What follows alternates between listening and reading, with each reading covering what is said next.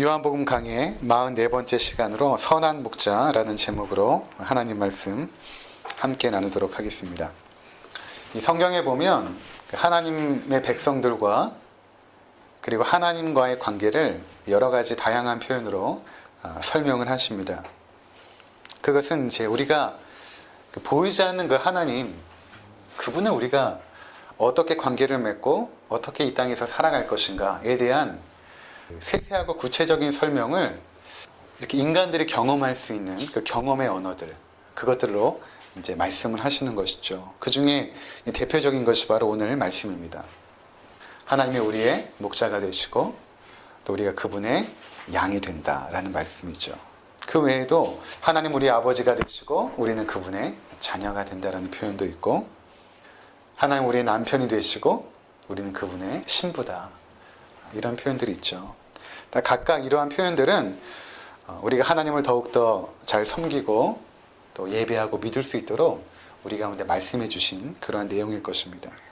그래서 이러한 것들을 보면 우리가 보이지 않는 그 하나님과 맺게 되는 그 관계가 굉장히 친밀하고 굉장히 세밀함을 알게 되는 것입니다. 자, 그 중에 이제 오늘 우리가 살펴보게 될 그 양과 목자의 비유는 예수님께서 이제 말씀하신 것이죠. 그래서 이미 이 말씀을 듣고 있던 유대인들, 또 바리새인들, 그들에게는 너무나 익숙했던 그런 말씀입니다. 이 말씀은 9장과 연결이 되거든요. 그래서 누구에게 하고 있는가 하면 9장에서 소경의 눈을 뜨게 하니까 그 옆에 있었던 유대인과 바리새인들이 예수님을 향하여서 굉장히 공격적으로 나오죠. 안식일을 범한 자가 아니냐. 눈을 뜬 사람에게도 마찬가지로 네가 어떻게 눈을 뜨게 되었느냐. 그렇게 굉장히 공격적인 자세로 나오는 그들을 향하여 예수님께서 하시는 말씀이 바로 오늘 말씀인 것입니다. 자, 그런데 이제 우리들은 양을 쳐본 적이 없어가지고 이 말씀이 이렇게 확 와닿진 않아요. 그리고 잘 이해가 되지 않습니다. 어떤 부분은. 그래서 제가 먼저 그 팔레스타인 지역의 그 양을 치는 문화에 대해서 먼저 말씀을 드리면 아마 오늘 본문이 우리 가운데 좀 더 쉽게 다가오게 될 것입니다. 이스라엘의 그 북쪽 지역은 굉장히 비옥한 땅이었어요. 이 북쪽 지방에 이제 많은 사람들이 이 목축업을 했습니다. 특별히 양을 키웠는데, 낮이 되면 그 목동들이 양을 데리고 이제 먹을 것이 있는 초원으로 가게 되죠. 그곳에서 목동이 굳이 할 일이 없습니다. 그냥 인도만 하면 되는 거예요.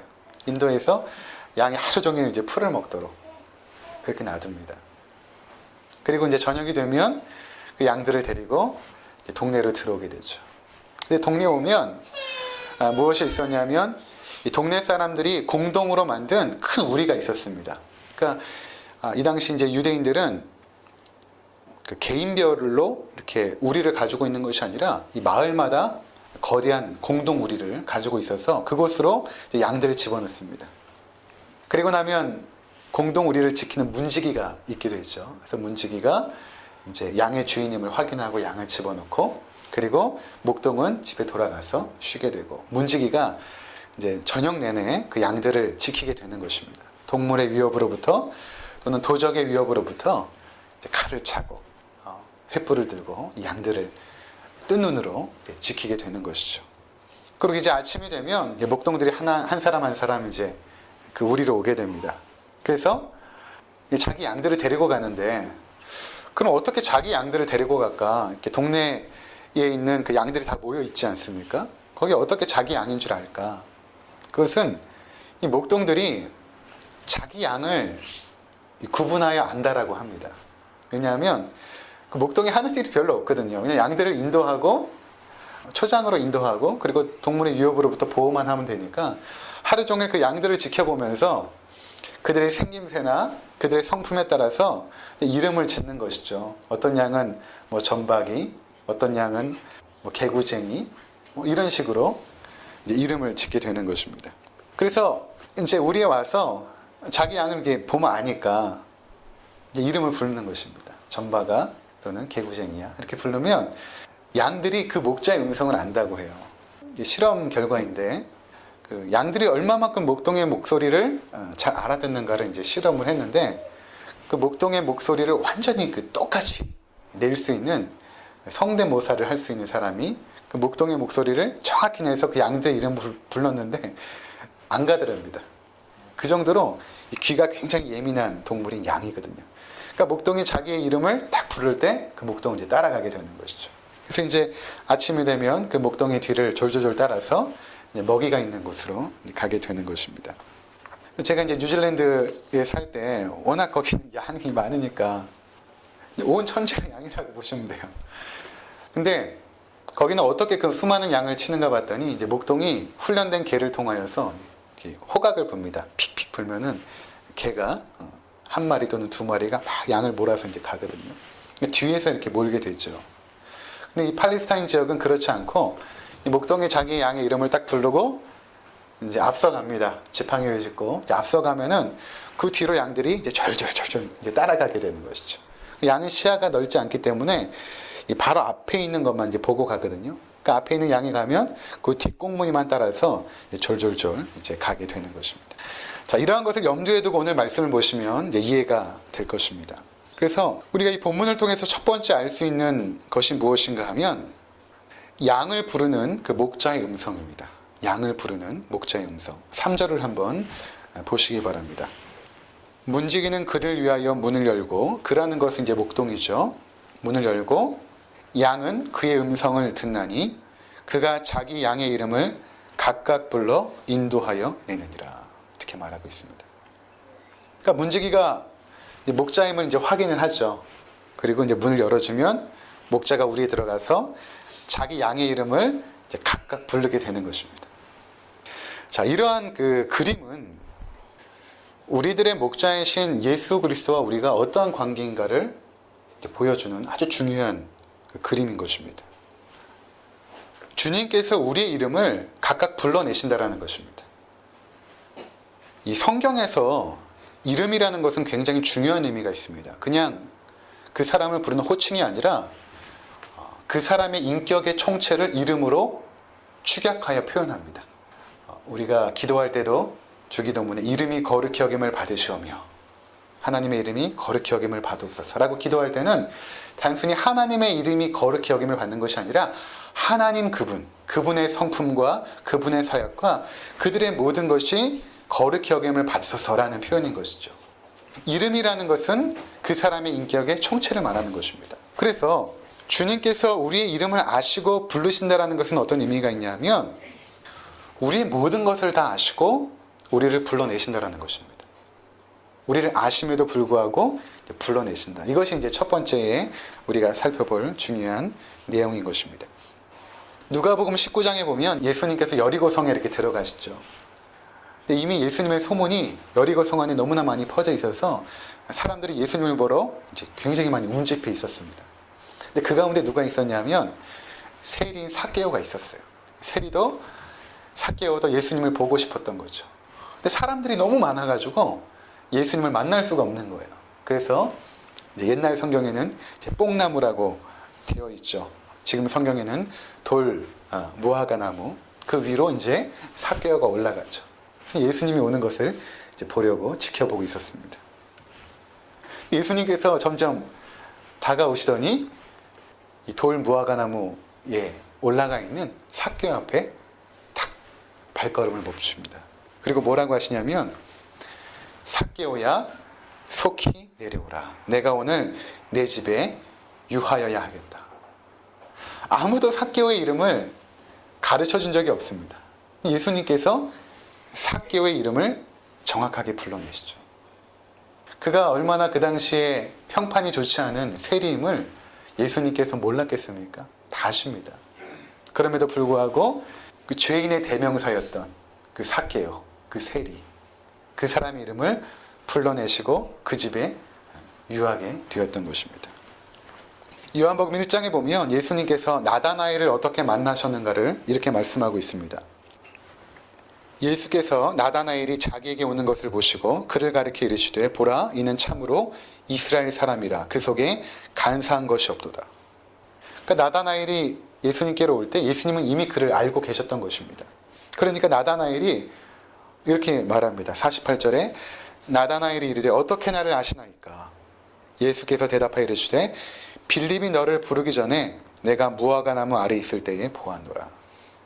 보았다라는 것은 이미 내가 어떠한 상황 속에서 그 자리에 있었고 내 인생이 어떠한 과정 속에서 여기까지 왔는지 다 안다라는 그런 예수님의 말씀인 것입니다. 자, 이렇게 예수님과 우리의 관계는 우리를 아세요. 우리 너무나 잘 아십니다. 그리고 우리를 아시는 그분께서 우리의 이름을 불러내시고 우리를 따라오게 하신다는 것입니다. 그래서 오늘 읽은 요한복음 10장 14절을 한번 보시면 이렇게 말씀하십니다. 나는 선한 목자라. 나는 내 양을 알고. 이렇게 말하죠. 나는 내 양을 알고. 그러니까 목자 되신 주님은 자신의 양들을 아세요. 이 혼탁한 세상 속에서 그분의 자녀들의 이름을 다 알고 계십니다. 막 이렇게 섞여 있어도 이 세상이라는 곳에 이 공동 우리의 주님의 양과 또 다른 사람들의 그런 양들이 막 섞여 있어도 예수님은 그분의 양의 이름을 정확하게 알고 불러내시는 것입니다. 우리가 이 혼탁한 세상 속에 살아가다가 죄가 죄인지도 모르고 오히려 그 죄를 탐하고 즐기기까지 했다. 그러한 죄악된 생활을 하다가 어느 날 목자의 음성이 들립니다. 어느 날 지영아 거기서부터 나와라. 목자의 음성이 들리죠.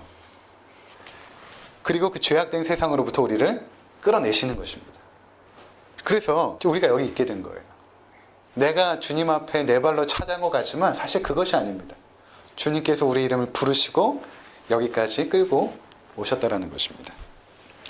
로마서 8장 30절에 이렇게 말씀하십니다. 또 미리 정하신 그들을 또한 부르시고 이렇게 말씀하십니다. 이미 하나님의 마음 가운데 그분의 백성들이 이미 작정이 되어져 있어요. 그리고 이 세상 가운데 살아갈 때 하나님의 그 완벽한 시간에 우리 이름을 부르셔서 우리를 그 우리로부터 죄악된 세상으로부터 끌어내시는 것입니다. 우리를 안다는 것이 얼마나 감사한 일입니까? 한번 우리 자신을 한번 생각해 보세요. 여러분이 정말로 진솔하게 내 자신에 대해서 누군가에게 다 내보인 적이 있습니까?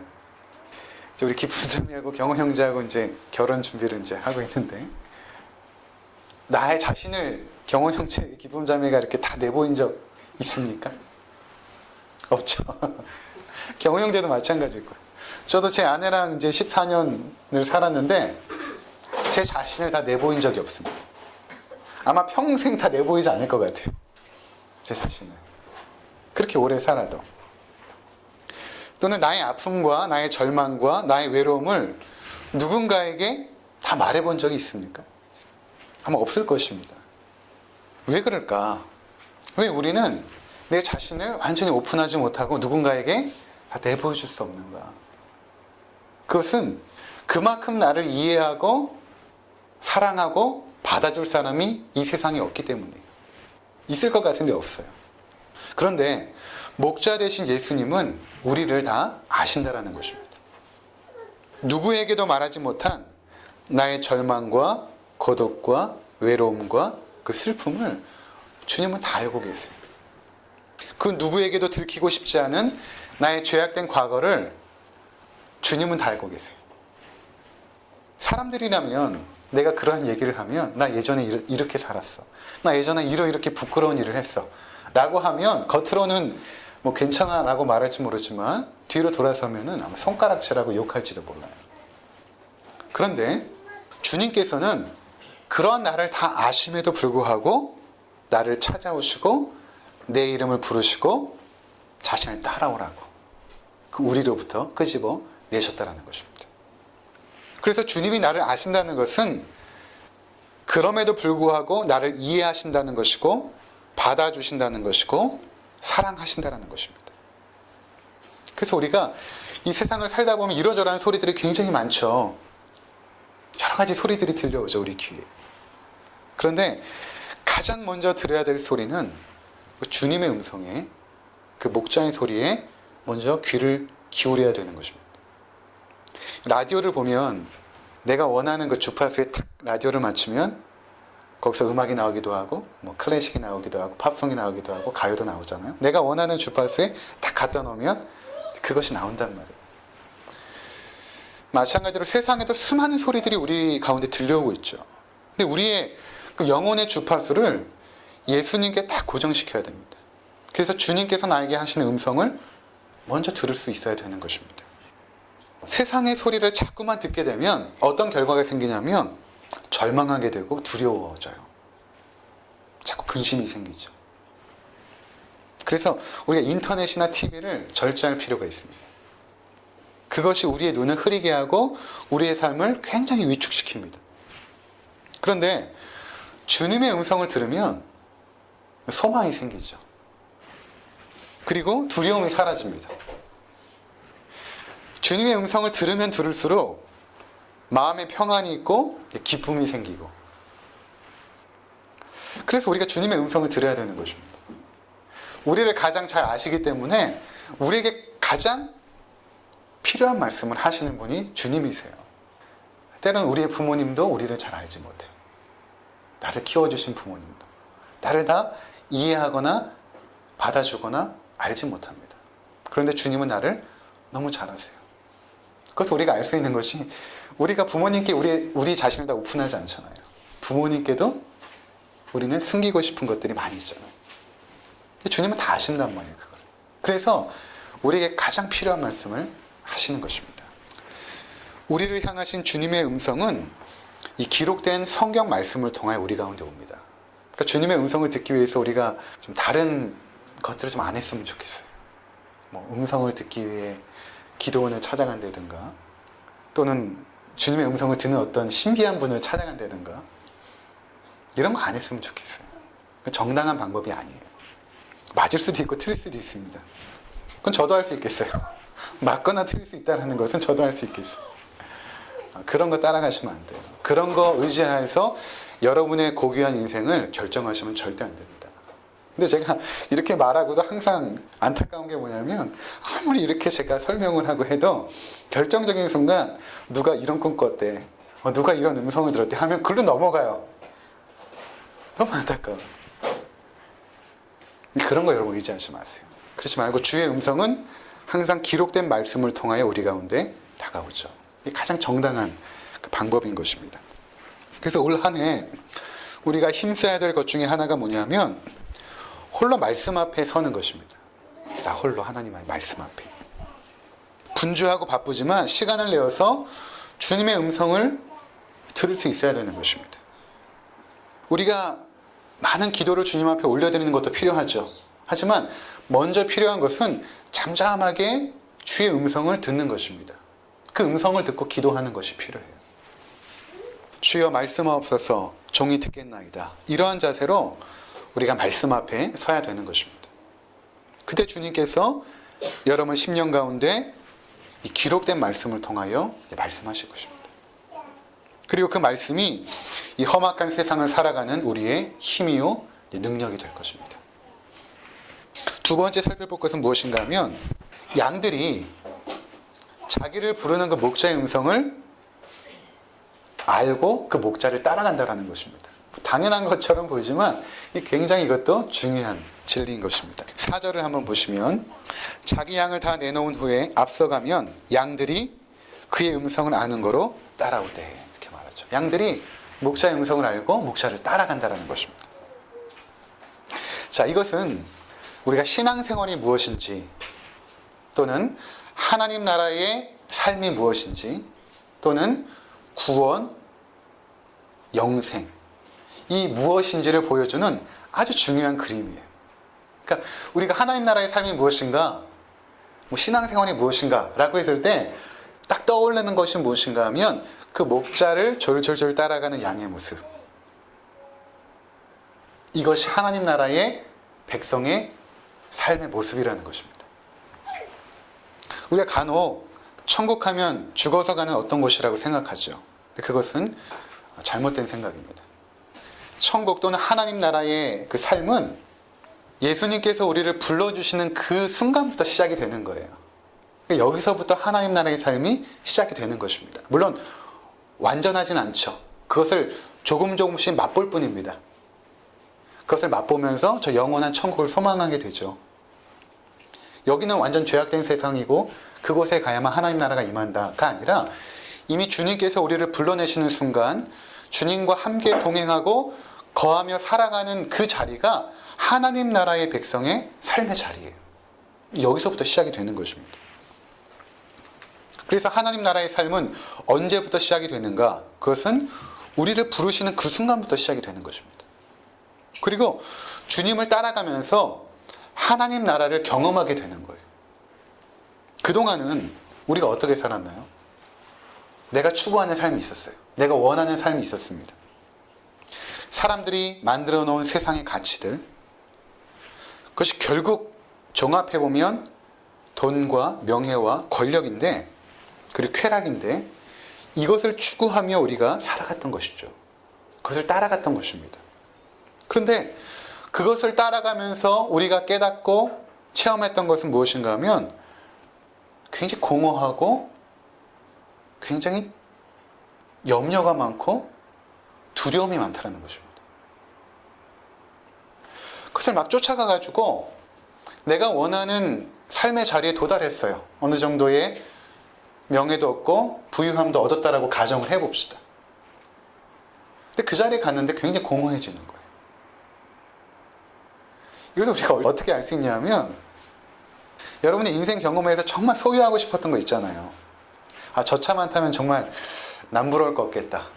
근데 그 차를 딱 사고 나면 몇 개월 과연 행복할까요? 윤 집사님 1개월이에요. 1개월. 내가 정말 들어가고 싶은 그 아파트에 들어가면 과연 몇 개월 행복할까요? 3개월이에요? 네. 그렇습니다. 그러니까 앞으로도 마찬가지예요. 앞으로도 저 사람이 소유한 그건 내가 가지면 정말 행복하겠다 해도 딱 그 자리에 가보면 별거 아니에요. 공허해지고 허무해지죠. 그것이 우리가 그동안 살아왔던 삶의 모습이었습니다. 세상 사람들이 살아가는 그 삶의 모습들. 자, 그런데 목자 되신 예수 그리스도를 따라가기 시작하면서부터는 우리가 경험되어지는 것이 평안과 기쁨과 감사입니다. 그래서 시편 23편에 보면 이러한 하나님 나라 백성의 삶을 이렇게 표현하세요. 여호와는 나의 목자시니 내가 부족함이 없으리로다. 이 표현이 얼마나 기가 막힌가 하면 여호와는 나의 목자시니 내가 풍족합니다. 이런 표현이 아니에요. 부족함이 없다라는 것입니다. 부족함이 없다. 세상에서 가장 부유한 사람은 가진 것이 많은 사람이 아니죠. 부족함이 없는 사람입니다. 아무리 자신의 소유가 많아도 부족함을 느끼는 사람은 가난한 사람입니다. 그런데 작은 것에도 만족하고 감사하고 행복해 할 수 있는 사람, 그 사람이 이제 풍성한 은혜를 누리는 사람 아닙니까? 결핍이 없는 거예요. 다른 사람이 볼 때는 결핍이 있어요. 분명히 가난하고 병들고 내 삶과 비교해 봤을 때는 전혀 초라한 삶인데 그 사람이 목자 되신 주님을 따라가면서 고백하는 것이 무엇인가 하면 부족함이 없다라는 거예요. 이것이 하나님 나라의 백성의 삶이라는 것입니다. 만족하기 때문에 헛된 수고를 하지 않거든요. 우리 삶의 문제는 결국 보면 뭐냐면 결핍의 문제예요. 뭔가 결핍됐기 때문에 헛수고를 막 하는 거예요. 그걸 채우려고. 우리 애정 결핍이란 거 있잖아요. 엄마의 사랑을 충분히 받지 못하면 장성화해서 자꾸만 다른 것을 통해서 그 결핍을 채우려고 하는 것이 애정 결핍 아닙니까? 우리가 하나님의 사랑을 공급받아서 우리 안에 있는 심령이 가득 채워지면 사실 헛된 것을 추구하지 않거든요. 돈이나 명예 같은 것들이 어느 순간 배설물처럼 여겨집니다. 근데 자꾸만 그것에 우리의 관심이 가는 이유는 무엇인가 하면 하나님의 사랑이 우리 안에 채워지지 않은 거예요. 결핍 상태에 있는 것입니다. 근데 하나님이 우리를 창조할 때는 하나님만으로만 채워야 될 공간이 있어요. 하나님만 그 자리를 채워야만 우리의 결핍이 해결이 되는데 우리 그렇지 않고 자꾸만 다른 것으로 채우려고 하니까 헛된 수고를 하는 것입니다. 그러다 결국에는 인생의 종말에 이르러서 코에 호흡이 끝나는 그 순간 후회해봐야 소용이 없어요. 내가 헛살았구나. 내가 무엇 때문에 살았지. 후회봐야 이미 지나간 시간 돌이킬 수 없는 것입니다. 여호와께서 우리의 목자가 되시면 부족함이 없어집니다. 소유가 많아져서가 아니라 주님이 나와 함께 있는 것만으로 만족함이 있어요. 남들과 비교하여서 없는 것을 보지 않고 있는 것에 만족하며 살아가게 됩니다. 왜냐하면 그 어떤 것과도 비교할 수 없는 최상의 가치, 예수 그리스도를 소유했기 때문에 만족한 것이죠. 그러니까 어디 가도 자신감이 있어요. 왜냐하면 내가 가장 귀한 것을 소유했기 때문에 사람들을 볼 때도 뭘 보냐면 그 사람의 재산이나 또는 명예나 학벌이나 이런 거 보지 않고 그 사람이 예수 그리스도를 소유했는가 이것을 먼저 보게 되죠. 그렇지 않겠습니까? 우리의 가치관이 그것에 고정되어 있으니까. 세상 것에 고정되어 있는 사람은 그런 것들 보겠죠. 하지만 우리는 가장 귀한 것을 소유했기 때문에 이 가치가 가장 최상의 가치임을 아니까 그런 것이 아무리 많은 사람을 만나도 주눅들거나 기죽지 않죠. 그 사람이 예수 그리스도를 소유하지 않으면 그냥 불쌍한 거예요. 대통령이라 할지라도, 장관이라 할지라도, 세상의 모든 부를 다 명예를 가진 사람이라 할지라도 예수 그리스도를 소유하지 않으면 그냥 불쌍한 사람인 거예요. 저는 우리 성도들이 예수 그리스도와 함께 있는 것만으로도 만족할 수 있는 삶이 되시기를 간절히 축원을 드립니다. 목자 되신 주님께서는 그의 양들을 푸른 초장에 누이시고 쉴만한 물가로 인도하시죠. 왜냐하면 선한 목자이시니까. 우리의 삶의 모든 것들을 선한 목자께서 선한 길로 인도하시죠. 합력해서 선을 이루게 하시는 그 목자, 그분께서 우리를 인도해 가시는 것입니다. 그런데 그 길 가운데 어떤 길이 나오냐 하면 사망의 음침한 골짜기가 나온다는 것입니다. 선한 목자를 이렇게 따라가는데 사망의 음침한 골짜기가 나오는 거예요. 왜 선한 목자께서 이런 것으로 나를 인도하시는가? 예수 믿으면 만사 형통하고 사업도 잘 되고 자녀들도 잘 되고 질병도 없고 이래야 되는데 왜 나에게 이렇게 어려움과 아픔들이 계속되는가? 근데 당황할 필요가 없습니다.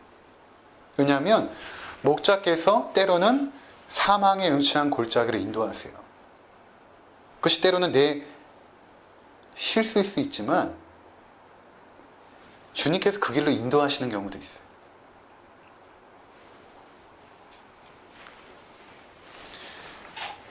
목자 대신 예수님을 따라가는 삶의 여정에도 사망의 음침한 골짜기가 있습니다. 예수님은 한 번도 만사형통을 약속하신 적이 없어요.